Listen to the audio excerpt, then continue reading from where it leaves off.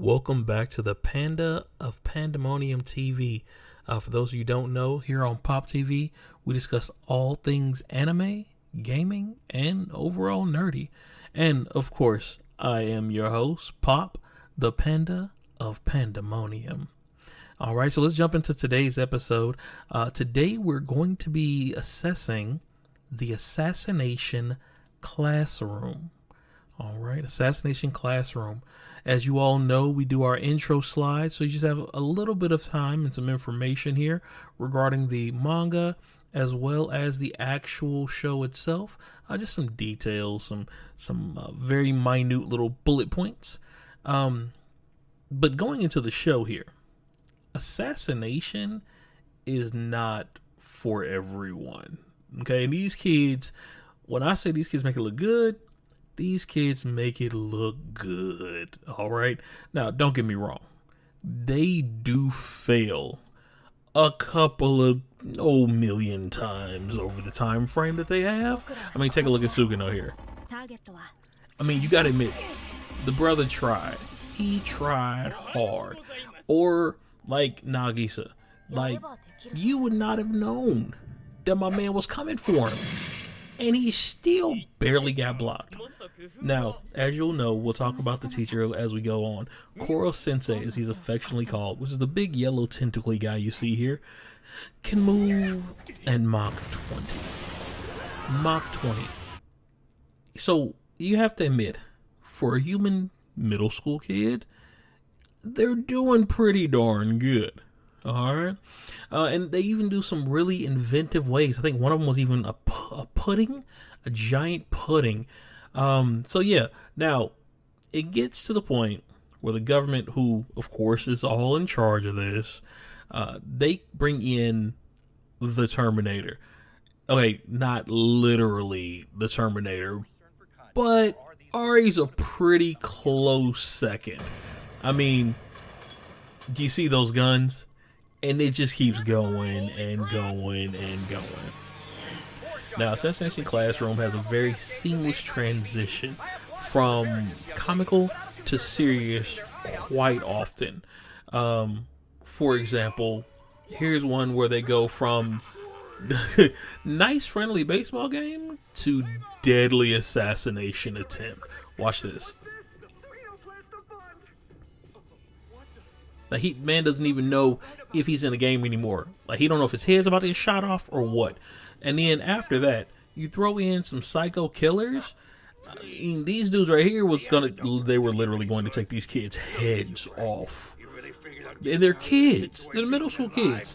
But they are being trained to be the world's best assassins. So keep this in mind. It's a masterpiece, though. Assassination Classroom is a masterpiece. The wonderful thing about this, it's not solely about their ability to kill their teacher, but the writer draws you into the classroom as if you're one of the students, and there's a lot of little life lessons that you learn as you go through. You don't learn them if you haven't learned them before. It's something that's new to you that you may you'll pick it up. If not, then it's a reminder. It's a gentle reminder. Okay, but anyway, as we were saying, Koro Sensei flies at Mach 20. Our man here can outdo a fighter jet. And then flip back around and clean it while still going Mach 20. Like, they can't keep up with him. They can't. So, when you take a teacher like this, who has the ability to tailor a student's curriculum and their overall life lessons, like there are over at least 20 different life lessons that both kids and adults or anyone, any age, can pull from this show. And that's just from the first season. Like the second's just as good. It is just as good. But guess what? I will actually do a video on that. If you all will if I get 100 likes, give me 100 likes on this video and I will do a full video on the life lessons of Koro Sensei. That's what we'll do. Okay? So anyway, back to the classroom. This one here is 47 episodes total between the two seasons of Assassination Classroom. And it's got all kinds of silly goofball antics in it. Middle school classroom stuff. while they're trying to assassinate their teacher. I mean, as you see here, they're putting the classroom together, and then next thing you know, Koro Sensei walks through the door.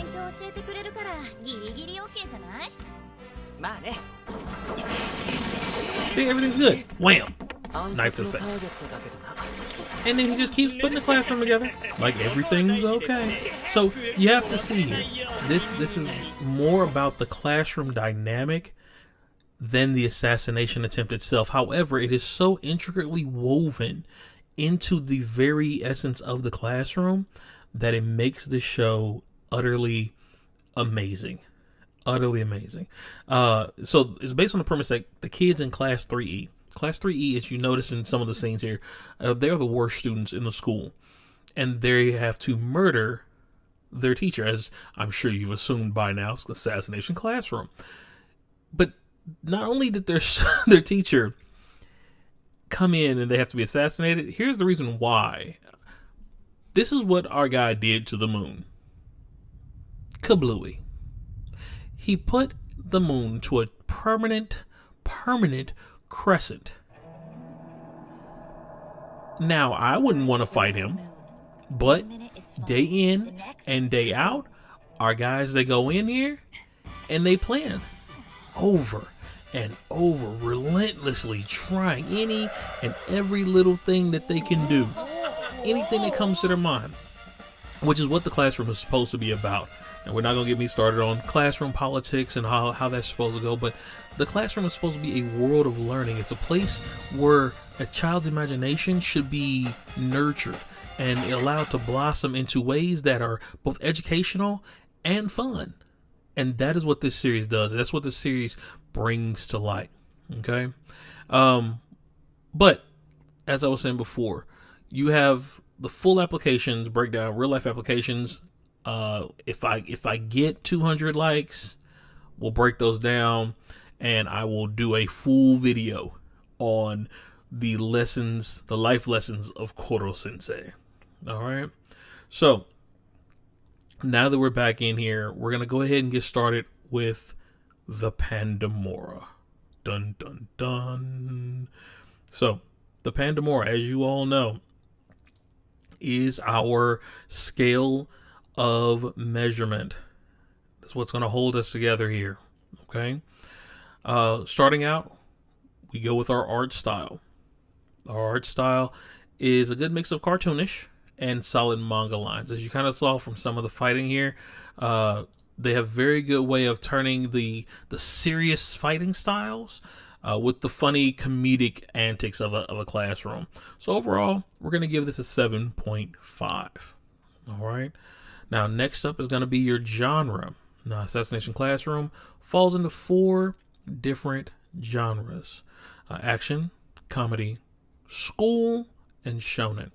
The reason it's shonen is because, of course, it's the younger male audience. The middle school audience is what it goes towards. Seinen, which we'll talk about in another show, is when you go starting your upper teens to young adult grouping. For males, anyway. But for this one, it was a shonen. As far as the school category, I give it 10s all the way around the board. I give it a 7.5 for just due to the fact that the intensity in the action in the shonen wasn't all that strong. Wasn't all that strong. So we're going to do that with a 7.5. 7.5 on the shonen, 7 on the action. Not great. Not horrible, not epic, just kind of great. It's good. It's good. The contrast is what really brings it out. And the comedy is definitely a solid 8. So overall, we're going to give the genre an 8.125. All right. Now on to the next area, the characters. With the characters, the anime does a great job of showcasing individuality. Throughout the show, each member of the class is shown in a way that makes them memorable. Their abilities, their flaws, but they all cohesively merge as they go through. They coalesce into just like this awesome fighting unit. So I give them overall an 8 on their characters. And then going into character development, I'm going to give it a 9. We're going to give it a straight 9 because, like, it's with the scene here with the ramen. Everybody is allowed to blossom as their individual person, and Koro Sensei makes sure that he does that. He makes sure that he keeps them, what do you say, tightly woven, like a tightly woven net or a tightly woven blanket. He makes sure that each child grows in a way that's proper for them and only them. And to do that as an educator is one of the greatest things in the world. You take the little things that the children are lacking in, and you help perfect them on their own. You don't do it for your own sake. You do it for theirs. You know, you show them, hey, try this, nudge them this way, push them over this way. But you do not overstep that boundary, which we had one of the teachers in the show try to do, and he quickly, as you saw earlier, got put in his place. All right, so we're going to give them a 9 on their character development. Now, regarding the settings, they did an amazing job, I thought. 90% of the show, of course, is on the school grounds, the mountaintop where Class 3E called their kind of domain, their dojo area, and then also the regular school building. So they do a nice meld. You got your classroom videos, we saw some of those earlier. You've got your mountaintop training videos. So they did a really good job with the what do you call the speckling of the light through the foliage, with the bugs and the wildlife and the textures of the rocks and the mountain interface was amazing. I mean, they even did a space trip, for crying out loud. Like, what kids in middle school are going to space? It was awesome. So, but I do give them an overall 7. I give them overall a 7. They did good. It wasn't great. It wasn't like some really intricate designs, but it was very nicely done, very nicely put together. Now, as far as our plot, it's extremely direct. Monster destroys moon. We kill monster. But wait, the monster destroyed the moon is now teaching the classroom kids for the kids to kill him. It's all kinds of weird, trust me. But with that being the case, this kind of how it goes. And the twists and turns that come about are great. Honestly, I think it's a 9. I give it a 9 in my book. Now, the dub quality, as we're looking through all of this, I give it a 7. There aren't too many points of discrepancy between the subs and the dubs, which is really what you're looking for. So there are still some emotional outrages that I thought were better on the sub version than the dub, but I'll give it a 7. Okay. Our story progression and our fillers. Now, here again, there are no episodes listed as fillers. It either lays out the planning and execution of an attack that they're doing, or it expounds upon what they're trying to do as assassins that day. So, or it's like their classroom hijinks that helps them to learn who they are as an individual. So there are no filler episodes on this. So with that, I'm going to give it an 8. Now, our opening and ending credits, we got 3 different intros, but only 1 outro, which I thought was unique. It is the same group that does the intros, both 3. I'm probably going to murder these, and I apologize ahead of time. So we got Saishun Satsubatsuran, and then the same song again, but with a different grouping of individuals. They're both all 3 are actually by 3 nin igumi. However, the first and third are 3 nin igumi utatan, and then the second was 3 nin igumi shugakuryuko for Han. And I believe there may have been a change in the, from what I noticed, there was a change in the individuals in the group for that one particular song. So I don't know if they were going through a process of some sort. All right. But all the intros and even the outro I felt were amazing for it. All in all, I'll give them an 8. The ending was Hello Shooting Star by Momoon, but also feels that it's a very mournful kind of background. So on the tail end, it worked perfectly for the vibe that this show possessed. All right. So overall, we're going to give it an 8. And then for our locations, we're going to give it a 5. It actually can be found on both Funimation and Hulu for this one. All right. So with that being stated, our overall score is going to be 7.7.